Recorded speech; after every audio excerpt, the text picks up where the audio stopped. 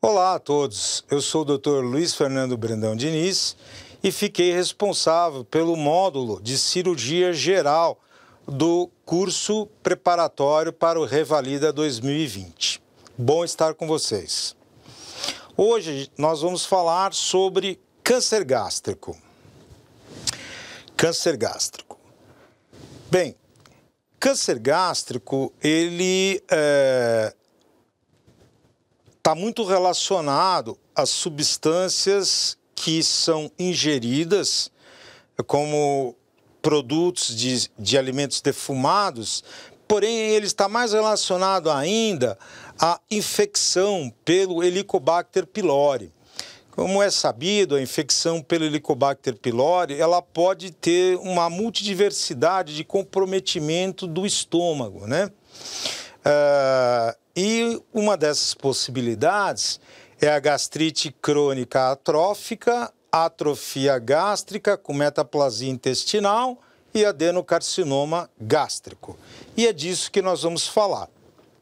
Falar de câncer é algo bem interessante, porque nós vamos ter que ter uma visão meio de um arquiteto para entender como a geometria desse tumor vai promover os diferentes sintomas e sinais no exame físico do paciente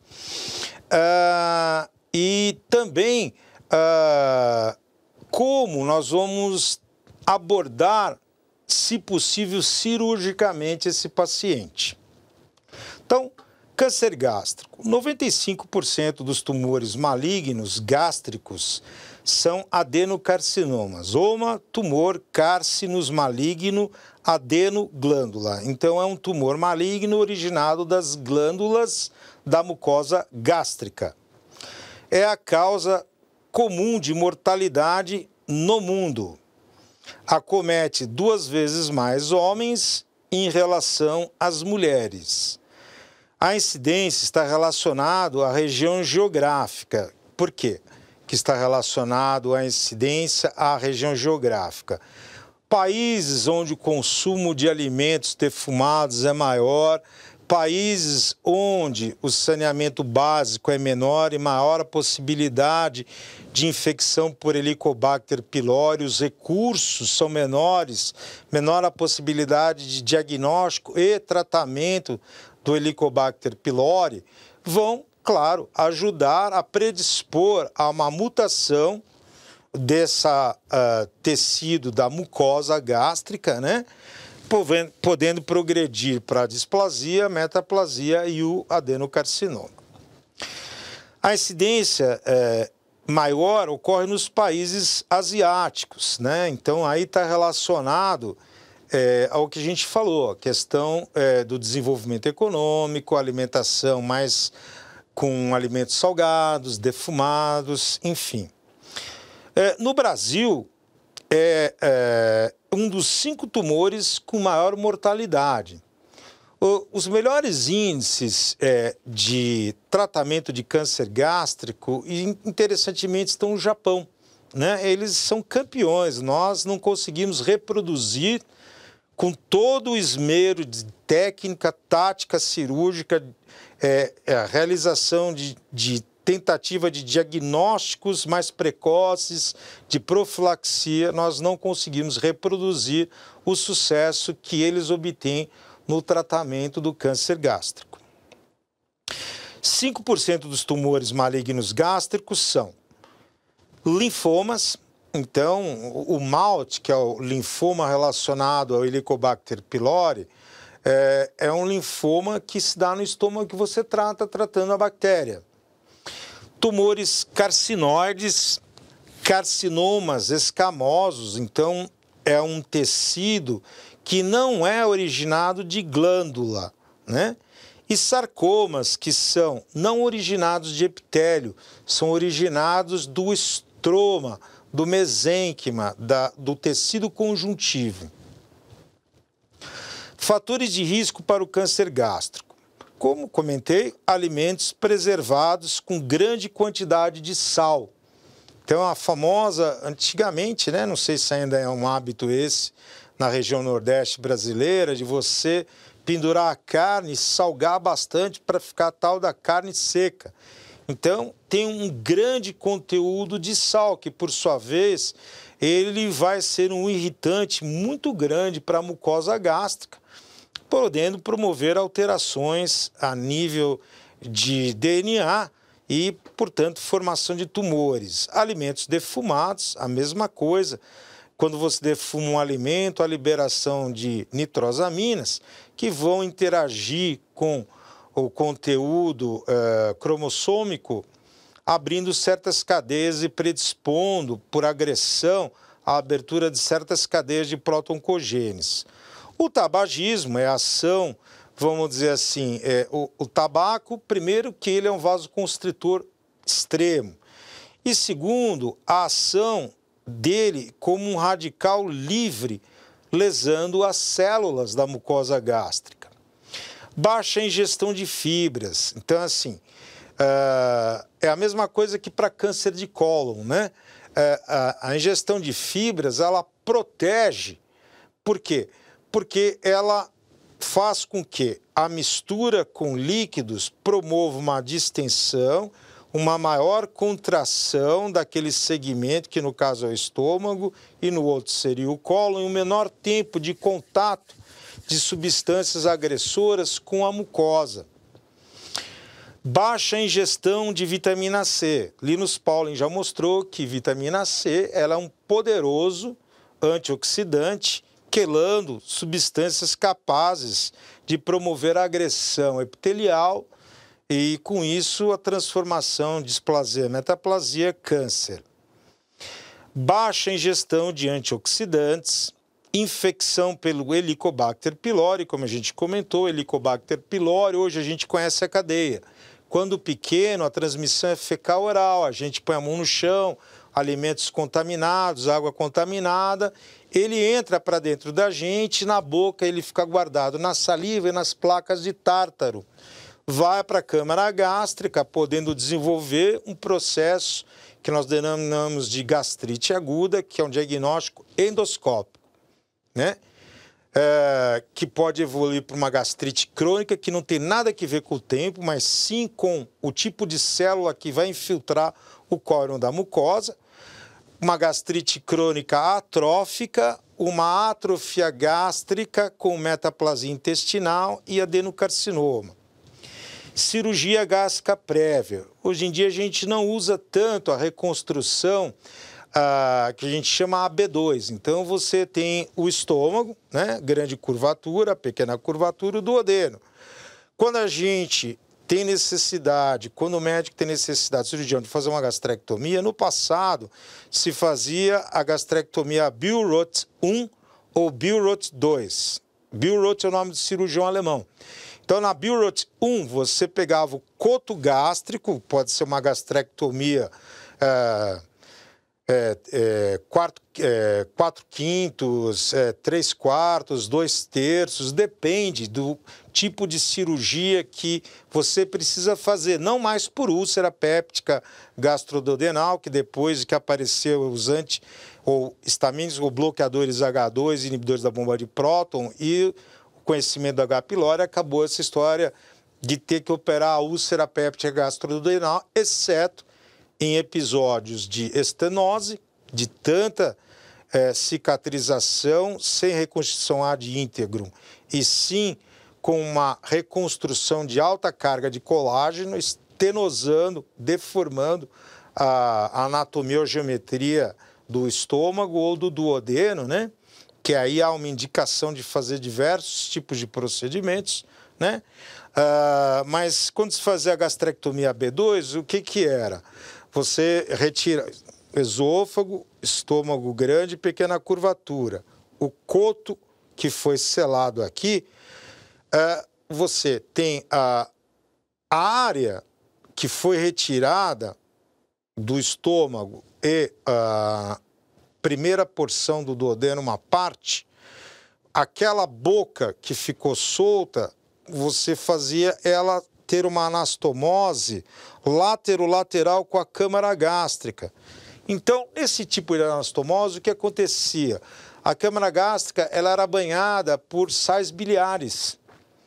Então, eu tenho que o sal biliar, ou a bile, tem um pH alcalino e o estômago tem um pH ácido.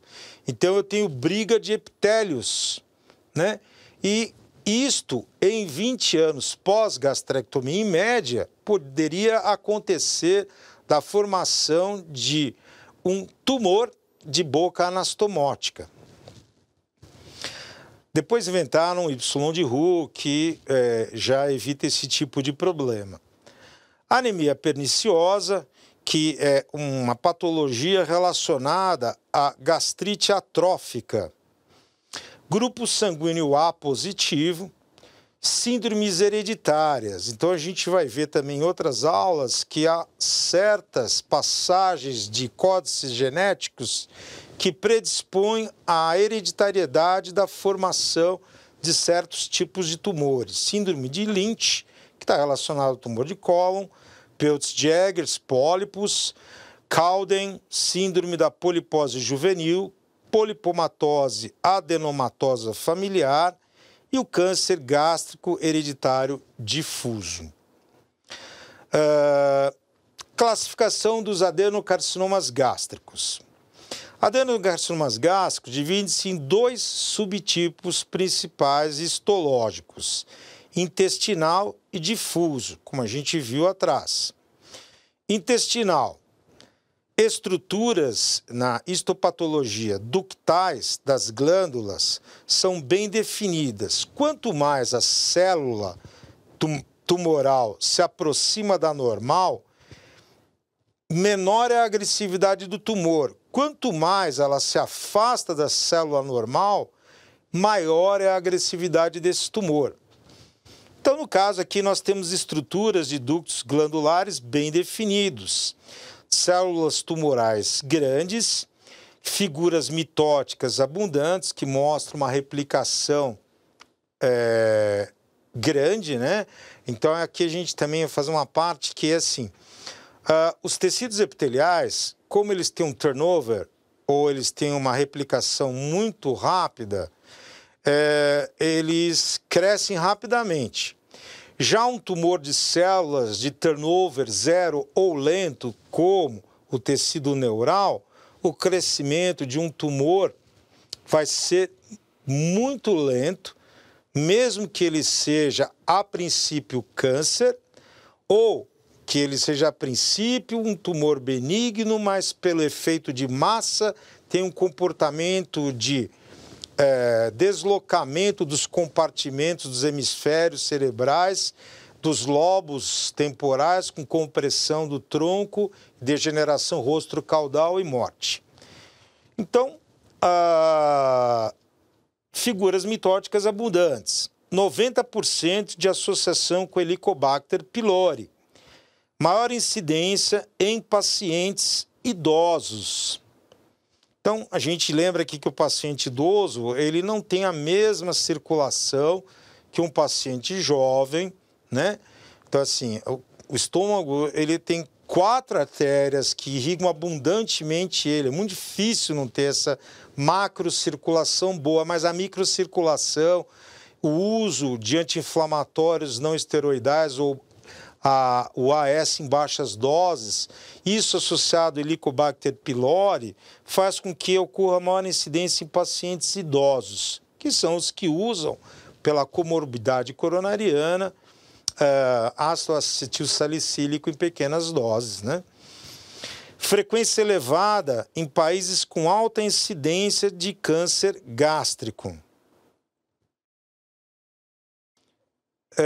Difuso. Acomete indivíduos jovens, 30% de associação com Helicobacter pylori. A distribuição, aqui não é geográfica, ela é igual em todos os países, né? A histopatologia apresenta células solitárias ou em pequenos grupos sem formação de estruturas glandulares. Então, a gente já vai vendo aqui que há um comportamento mais anômalo. Notável vacuolização citoplasmática, e esse vacúolo desloca o núcleo da célula para a periferia, configurando o aspecto da célula em anel de sinete. Sinete é aquele sininho que o pessoal antigamente usava para chamar os serviçais para trazer a janta, essa coisa toda. Então, o sino tinha um halo, e esse halo era o anel do sinete. Fisiopatologia do câncer gástrico. Está ligada à instabilidade genômica.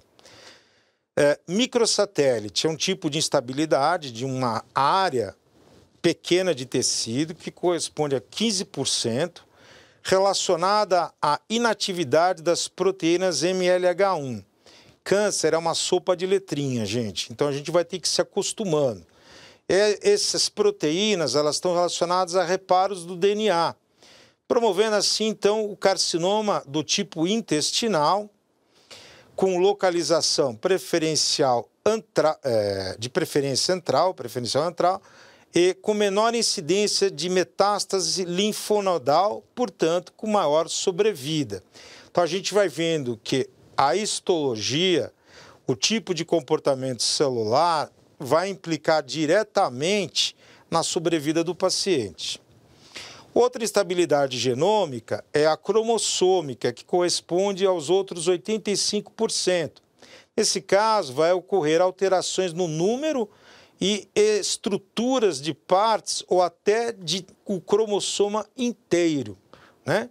Levando ao aparecimento de um DNA aneuploide, né? O nosso DNA diploide, né? Aneuploide é metade, características, claro que vai ser de um cromossomo, né?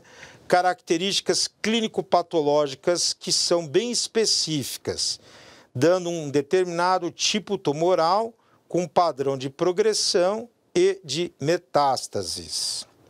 E também, a outra situação associada à fisiopatologia do câncer gástrico são alterações do gene do receptor 2 do fator de crescimento epidérmico humano, que é o HER2, ou da expressão da sua proteína, que, uma vez inibida, leva ao desenvolvimento do câncer gástrico e da junção esôfago-gástrica. Quadro clínico do adenocarcinoma gástrico. Então, o paciente vai contar para você uma dor abdominal persistente, uma vez que o tumor cresce e cresce rápido, né? Ele vai comprimir fibras nervosas, né? Que vai levar o paciente a uma queixa de dor contínua na região epigástrica. E dependendo do comprometimento de tronco celíaco ou não, dos gânglios neurais, peritronco celíaco irradiada para o dorso. Um padrão de saciedade precoce. Bom, é aquela história da relação conteúdo-continente. Se eu tenho uma câmara gástrica que cabe um determinado volume de alimento para aquele continente, mas eu ponho um tumor ali, aquele mesmo volume de alimento que o paciente ingeria, ele não consegue ingerir mais. Então, comendo pouco, ele já se sente saciado. O que é diferente do empachamento. O empachamento é, ele come um determinado volume de alimento e se sente bem. Mas como há um câncer ali, há uma outra estrutura ocupando um espaço, para aquele mesmo volume de alimento que ele vai ingerir e que ele ingeria, ele vai se sentir com uma distensão gástrica, empachado. Às vezes eles usam o termo de empanzinado, né? Pode ocorrer o aumento do volume abdominal, claro, se depender da localização desse tumor. Se esse tumor é de antro suboclusivo, a câmara gástrica vai estar sempre distendida, então eu tenho um aumento do volume abdominal, né? Se esse câncer gástrico me dá metástases para fígado, por exemplo, o comprometimento desse fígado pode levar uma queda na produção de albumina, que tem uma vida média de 20 dias, e eu começo, então, a transudar líquido para a cavidade peritoneal, fazendo uma ascite. Inapetência. Bom, Se eu distendo o estômago, o que acontece? Eu estiro as fibras nociceptivas ou de dor desse tumor que está deixando-as expostas. Então, eu vou ter perda de apetite, porque quando como, eu sei que vai doer, ou até as substâncias produzidas pelo próprio tumor, que a gente chama de síndrome paraneoplásica, elas vão atuar a nível de centro de fome e saciedade, inibindo o apetite.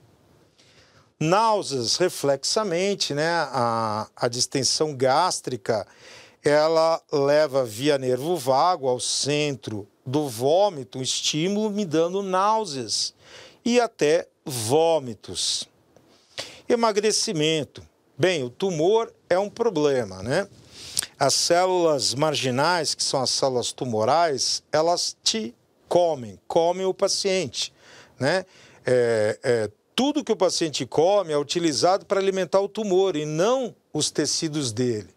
Então, a princípio, ele esgota o seu compartimento de glicogênio ou glicose armazenada, depois começa a ter o consumo do tecido adiposo, que é a segunda fonte que as células tumorais vão utilizar para crescerem, para obter energia para crescimento, e depois a musculatura, que é a proteína, porque todas elas dá para se fazer uma conversão numa neoglicogênese, porque a gente precisa de uma fonte de energia para funcionar.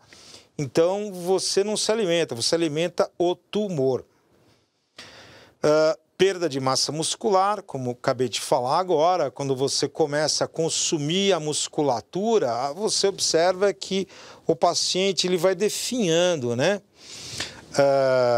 Então, a fraqueza muscular. Então, existe até uma classificação chamada classificação de Karnofsky, que vai de 1 a 10, e ela mostra para você o panorama das atividades habituais que esse doente estava acostumado a fazer e que agora, talvez pela consumpção, já não consiga fazer mais. Até, por exemplo, não conseguir pentear o cabelo ou levantar da cama.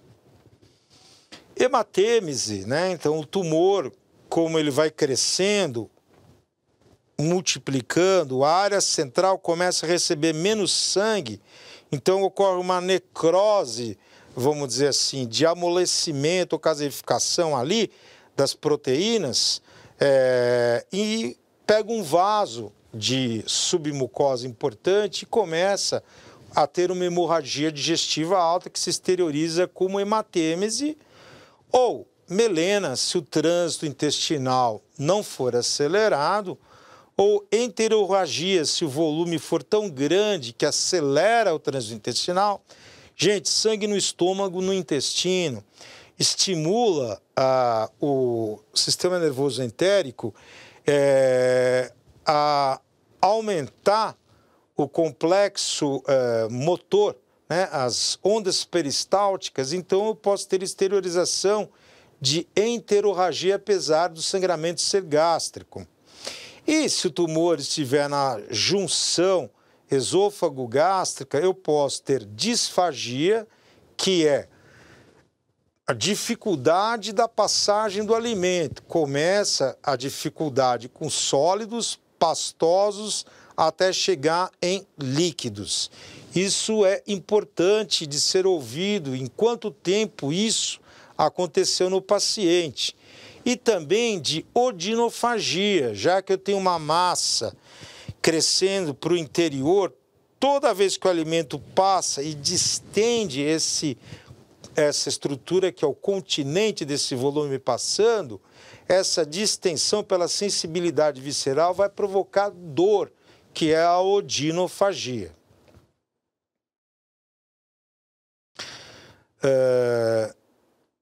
Fisiopatologia, já falamos, diagnóstico clínico do adenocarcinoma gástrico. Então, o que o paciente vai contar para você são os sinais, né? São os sintomas. E os sinais é aquilo que você vai observar no exame físico do paciente. Então, você vai ver que o paciente, ele está, na maior parte das vezes, desidratado, ele não consegue engolir líquidos, devido ao fato da distensão, tanto da transição esôfago-gástrica quanto de estômago ser dolorosa. A mesma coisa, a desnutrição, o consumo das células tumorais, das estruturas que geram energia, como a glicose, como o tecido adiposo, como o tecido muscular, vão desnutrindo esse paciente e vão deixando ele emagrecido, né? Anemia, né? Então, sangrou, o que acontece? Dependendo da velocidade, o turnover das células, stem cells aqui da medula, não é rápido o suficiente para repor. Então, há uma queda do número de glóbulos vermelhos, da hemoglobina e de hematócrito. Distensão abdominal, que foi o que a gente falou, se o tumor está alocado na arquitetura gástrica, bem no funil do antro para o piloro, o que acontece? Você vai ter uma dificuldade de esvaziamento gástrico, que a gente pode chamar de síndrome de esvaziamento gástrico ou Gastric Outlet Syndrome. Então, o abdômen vai estar distendido devido à câmara gástrica que se encontra distendido. Também essa distensão abdominal, dependendo do número de metástases e da localização, se é só em fígado, no peritônio, ocorre o quê? Vai ocorrer a ascite, em função da baixa quantidade de albumina circulante, fazendo pressão oncótica para manter o fluido dentro do vaso sanguíneo. No exame físico, você vai observar plastrão abdominal na palpação na região de epigástrico e dor à palpação dessa região, que se encontra com o tumor, em geral, endurecido, né? Pouco mobilidade e extremamente sensível, porque além do tumor há um processo inflamatório peritumoral que diminui o limiar para a sensibilidade da dor na palpação. Sucusão hipocrática é assim, eu não consigo esvaziar o estômago, eu também poderia chamar isso de sinal do vasculejo. Eu não consigo esvaziar o estômago, então eu coloco o estetoscópio em cima da câmara gástrica e levanto um pouco o paciente do leito e ausculto como se a água estivesse batendo dentro de um barril ou ondas do mar, batendo no paredão. Aumento hepático, quando tiver ocorrido a presença de metástases para o fígado, ascite em carcinomatose, metástases hepáticas, como a gente já comentou, com uma queda importante de albumina e um transudato de plasma para a cavidade celômica. A gente pode ter, de novo aqui a gente vai ter um negócio chamado epônimo, é chato, mas é o que cai em prova. Nódulo de Virchow, que é um linfonodo aumentado na região supraclavicular esquerda. Lógico, tem que estar associado com todo o resto do contexto. Nódulo de Sister Mary Joseph é quando esse nódulo está presente, esse linfonodo, essa linfonodomegalia está presente na região periumbilical. Nódulo de Ireland, quando estiver na região axilar esquerda. Por isso que a gente tem que fazer o exame físico completo, gente. É o exame físico geral, exame físico especial, né? Dentro do exame físico geral está a palpação das cadeias ganglionares. Às vezes, com uma queixa do doente e uma palpação de nódulos na axila esquerda, se esta informação já está dentro do seu conhecimento, aumenta o grau de suspeição do diagnóstico da patologia que você está observando no paciente. Aumento ovariano. Bem, se o tumor ele é um tumor avançado, quer dizer, se ele é um tumor que já pegou serosa, células descamam na cavidade celomática e vão poder cair sob tubas uterinas e ovários, dando a origem a um tumor chamado tumor de Krukenberg. A mesma coisa, essas células, quando elas caem ali no funil pélvico, ao redor do reto, elas promovem uma enduração, porque o tumor maligno, gente, ele é esquirroso, ele é que nem a cirrose hepática, ele é duro. Então, no toque retal, você sente esse enduramento e a gente chama isso de prateleira de Blumer. Por isso é importante, mais uma vez, exame físico geral, exame físico especial, logo após você ter ouvido a queixa do doente, porque já você faz uma hipótese diagnóstica e vai buscar o exame mais sensível, né, e específico para aquela patologia, para não sair dando tiro para todo lado. Diagnóstico laboratorial do câncer gástrico, hemograma. Então a gente comentou que dependendo do tamanho do tumor, se há uma erosão pegando um vaso importante, eu posso ter uma hemorragia substancial, com uma perda volêmica grande. Então, eu vou poder encontrar o meu hematócrito bem alterado, hemoglobina bem alterada, contagem de glóbulos vermelhos bem alterados. Sódio, potássio, cálcio, magnésio e cloro. Porque o paciente que tem um tumor gástrico, ele vomita muito. Ele perde muito cloro, ele perde muito hidrogênio, né? Essa perda de hidrogênio vai levar a uma alcalose, vamos dizer assim, metabólica, né? Porque eu estou tirando, né? Lembra?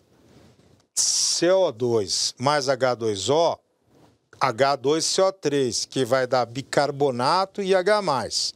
Se eu aumento os reagentes, se eu aumento os produtos. Se eu diminuo o reagente, diminuo os produtos. Estequiometria, né? Então, isso vai refletir na gasometria que você vai pedir, porque é um exame que cabe muito bem.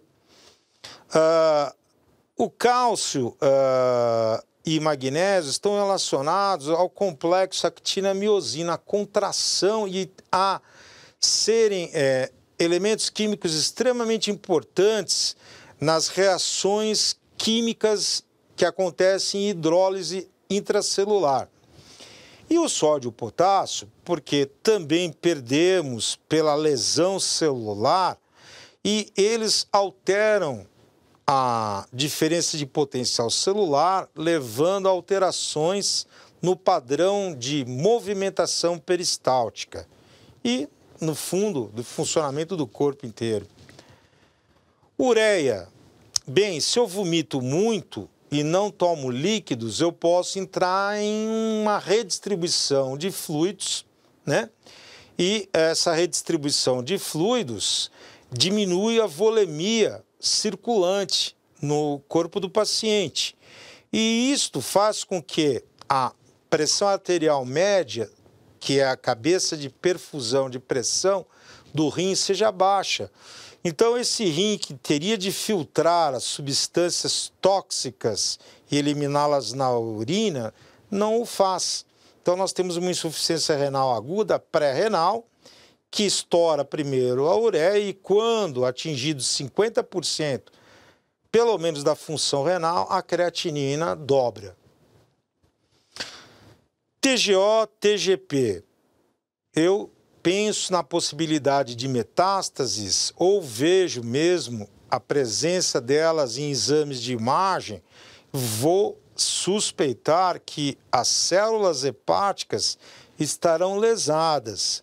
A TGO, que é uma enzima não específica apenas do fígado, mas também de células musculares, e a TGP, que é a ALT, que é específica do fígado, podem estar alteradas. Gama-GT e fosfatase alcalina podem estar alteradas porque esta metástase pode comprimir via biliar intrahepática ou até, dependendo da evolução do tumor, se por contiguidade ele comprime a via biliar, o colédoco, eu posso ter alterações de gama-GT, fosfatase alcalina, bilirrubinas, tendo então icterícia, colúria, acolia fecal, por um acúmulo amontante do processo compressivo extrínseco do tumor gástrico. Proteínas totais e frações, por quê? Porque o fígado é a usina que produz a albumina, e a albumina é extremamente importante, é a principal proteína para conduzir praticamente todos os hormônios do nosso corpo, e a bilirrubina indireta até o fígado, e ser também a principal proteína envolvida na formação da pressão oncótica, que segura o líquido dentro do vaso sanguíneo, e suas frações. O marcador 72,4, ele é o marcador que atualmente ele está mais relacionado ao câncer gástrico. Marcadores tumorais, eles não fazem diagnóstico de tumor, né? Você não vai sair pedindo CEA 19,9, CEA 125, 15,3, 72,4, por aí, não. Mas quando você tem o todo da clínica do paciente com um diagnóstico, este marcador alterado, você vai utilizar ele no follow-up da horizontal pós o tratamento. Se ele caiu, o seu tratamento está tendo sucesso.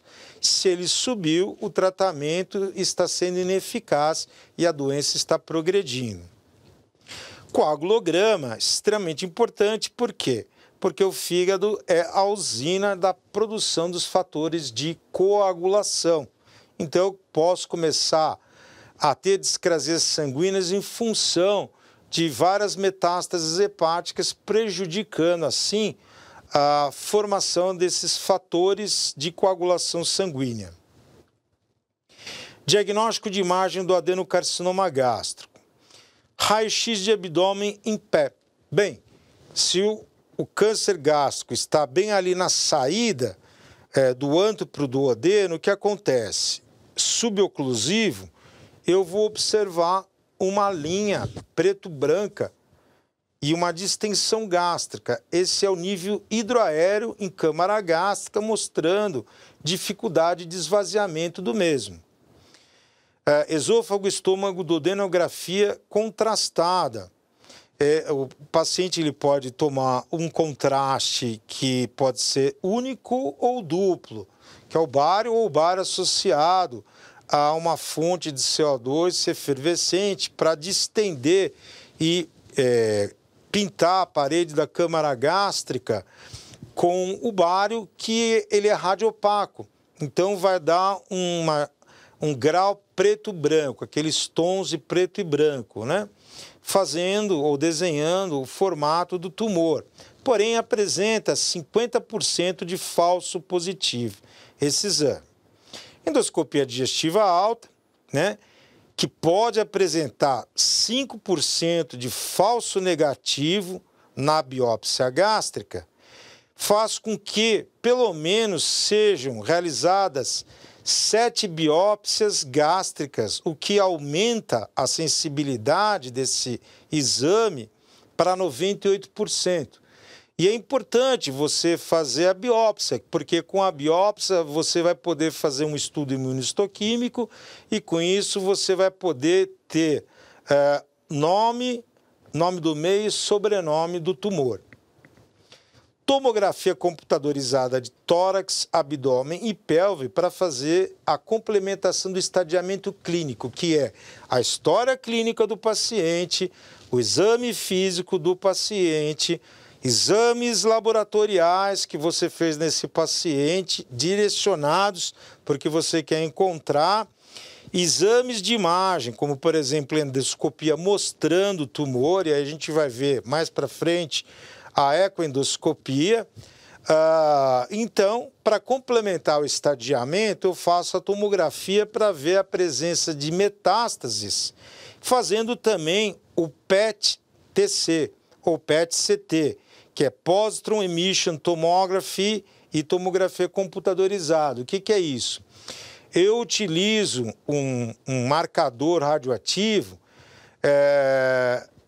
que vai mostrar a atividade metabólica aumentada naquela imagem da tomografia sugestiva de um tumor. Então, eu com isso tenho a certeza que um metabolismo aqui se encontra acelerado numa imagem que me traz uma suspeição bem forte da lesão, eu faço o link do tipo de tumor e fecho o diagnóstico de tumor. Ecoendoscopia digestiva alta.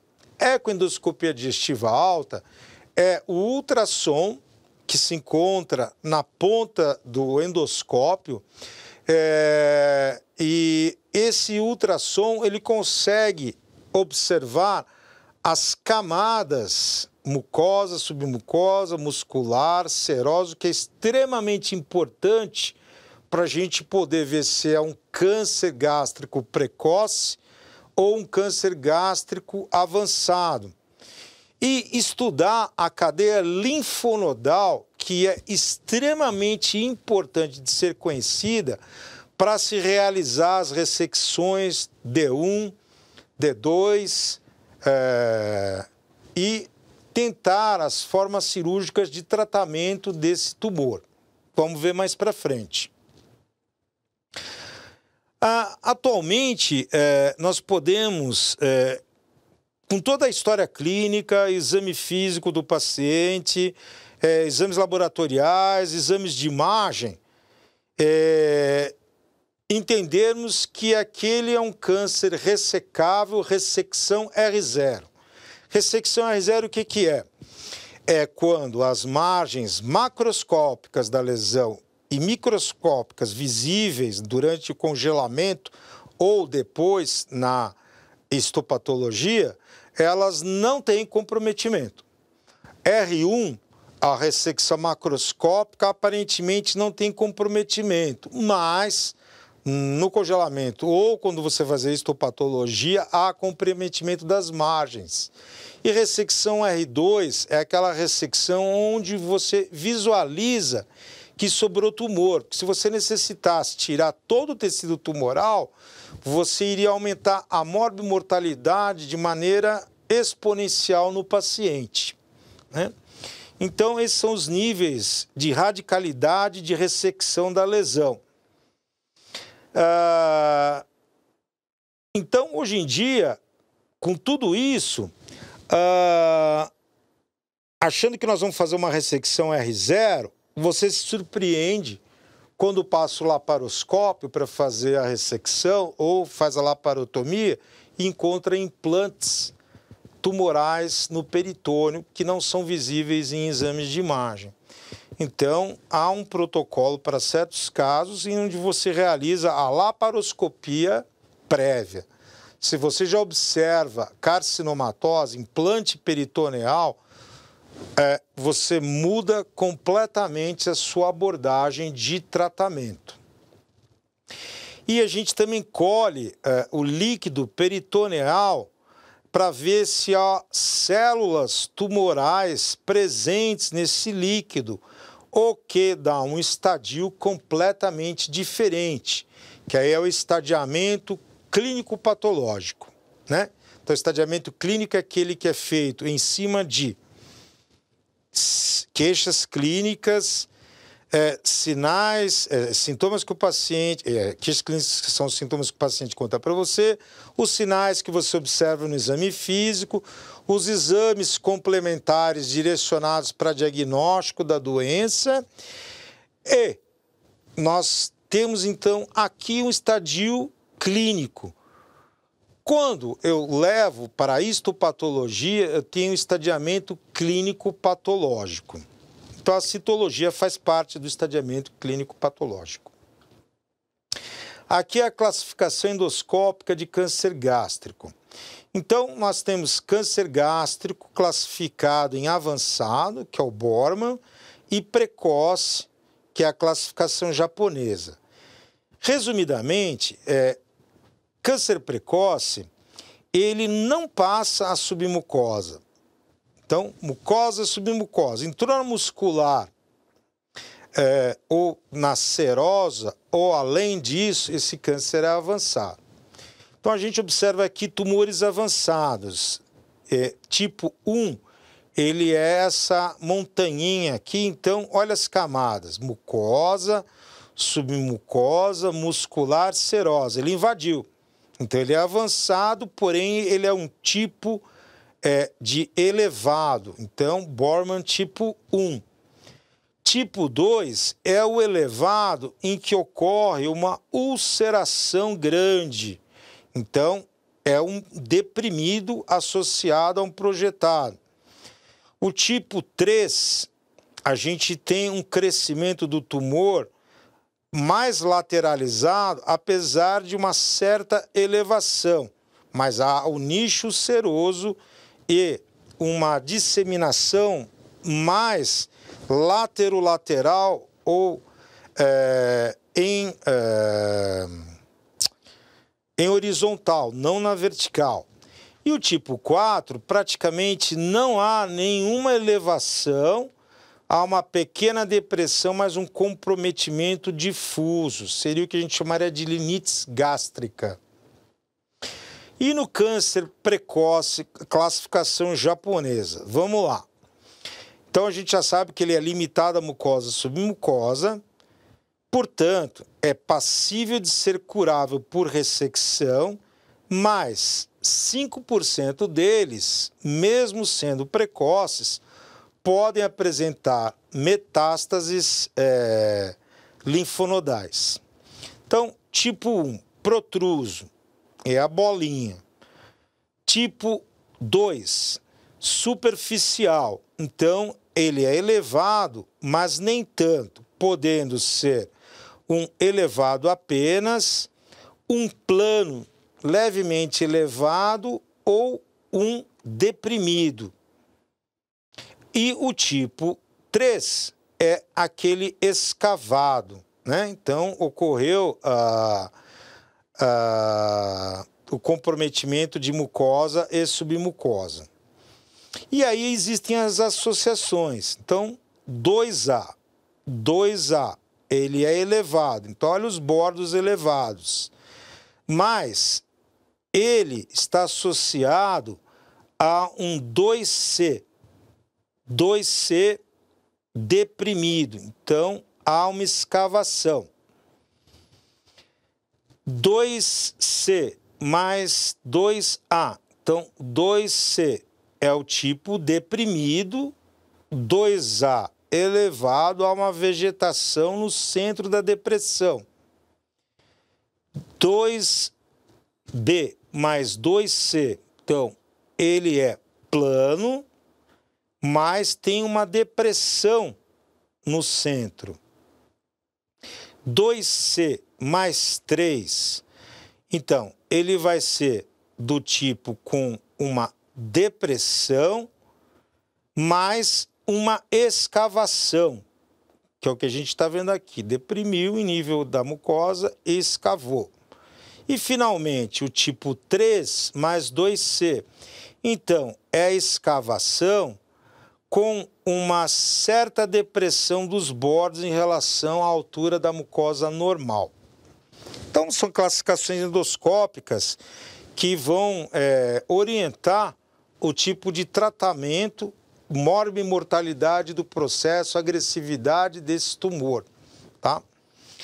Aqui existe a classificação T, tumor, N, nódulo ou linfonodo, que é a cadeia que acompanha a drenagem linfática, né? E M, metástase. Então, na classificação TNM, TX, tumor primário não pode ser acessado. Como assim? O paciente foi operado em outro local e não tem nenhum papel, nenhum documento mostrando para você nada e recidivou. Então, você não pode acessar essas informações. T0, sem evidência de tumor primário. TIS, in situ. In situ quer dizer intraepitelial sem invasão da lâmina própria, córion, que fica abaixo da submucosa.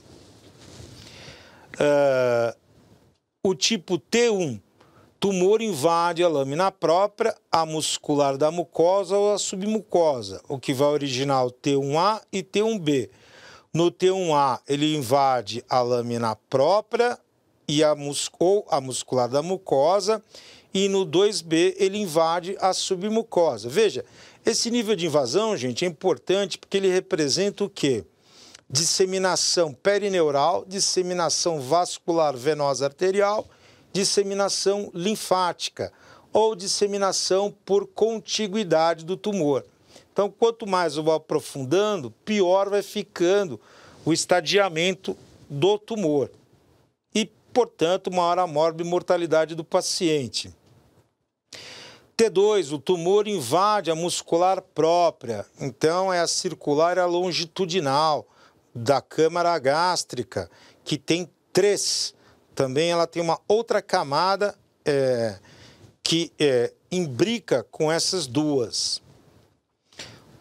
T3, tumor penetra no tecido conjuntivo da subserosa, mas não invade o peritônio visceral ou estruturas adjacentes.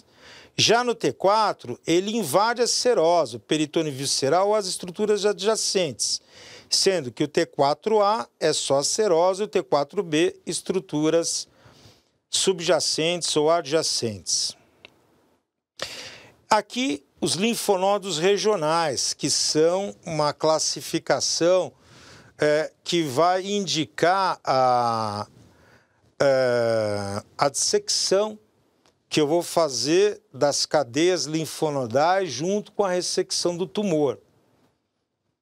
Então, nós temos NX, linfonodos regionais não podem ser acessados. O paciente foi operado em outro lugar, não está trazendo nenhuma informação para a equipe que o está atendendo, né? N0, sem evidências de metástase em linfonodos. N1, metástase em 1 a 2 linfonodos regionais. N2, metástase em 3 a 6 linfonodos regionais. N3, metástases em 7 a 15 linfonodos regionais. N3A, metástase em 7 a 15 linfonodos regionais. E N3B, em 16 ou mais linfonodos regionais. M já é meta, ou metástase à distância. M0, sem evidência de metástase à distância. E M1, presença de metástase à distância. E aqui o grau histológico ou histopatológico, que vai nos falar do quanto ele é bem diferenciado até ser nada diferenciado, ou seja, de uma agressividade menor para uma agressividade maior. É o comportamento do tumor. GX, grau não pode ser acessado. De novo, o tumor foi ressecado em outro local, o paciente chega para você com metástases ou uma recidiva e você não tem nenhuma informação do que foi operado. G1, as células são bem diferenciadas. G2, moderadamente diferenciadas. G3, pouco diferenciadas. E G4, indiferenciadas. Quer dizer, essa classificação TNM, gente, a gente vai compor agora um negócio chamado estadiamento. O estadiamento, ele está diretamente ligado à sobrevida do paciente com tratamento. Então, estadiamento do câncer gástrico. Estadio anatômico, TNM. 0, então, é um tumor in situ, com 0 de linfonodos regionais comprometidos e sem metástase. 1A é o tumor T1. Se a gente olhar lá atrás, isso não precisa decorar, é o tumor que invade o córion ou a muscular da mucosa. Então, N0, M0. Então, a gente vai vendo que estadio ele vai piorando à medida que a profundidade da invasão do tumor vai aumentando, aparecendo a presença, portanto, de comprometimento linfonodal e de metástases. Então, a gente vai dar um nome ou uma nômina que mundialmente é o mesmo, que é o estadio, de estadio 0 até estadio 4. Tratamento de câncer gástrico precoce. Então, para lembrar, câncer gástrico precoce não invade submucosa, é só a mucosa e não invade a muscular, é só mucosa e submucosa. Curável por ressecção, podendo apresentar até 5% de metástases. Então, eu posso, em situações bem específicas, realizar atualmente esse tratamento por endoscopia, com a REM, ressecção endoscópica de mucosa. Para isso, eu preciso saber do tamanho do tumor e da profundidade que eu vou conseguir com uma endoscopia e com uma ecoendoscopia. Lembra que vai me mostrar a invasão das camadas e vai, como é muito próximo, distância 1 centímetro no máximo, me mostrar os linfonodos perigástricos, periesplênicos, peritronco celíaco, perihilo hepático que podem estar comprometidos ou não. Então, essa REM está indicada para estadio 1, 2A, 2B. Perdão, estadio não. Para os tumores com classificação do tipo 1, que é o protruso, sem invasão, maior do que isso, 2A, 2B. Então, o 2A elevado, 2B plano. Tumores moderadamente para bem diferenciados. É aceitável a ressecção endoscópica de mucosa. Até 2 centímetros de diâmetro, permanecendo ainda sem invadir a muscular própria. E mesmo esta ressecção endoscópica com margens laterolaterais, crânio-caudais, anteroposteriores, livres, não impede que haja necessidade de a realização de um tratamento cirúrgico.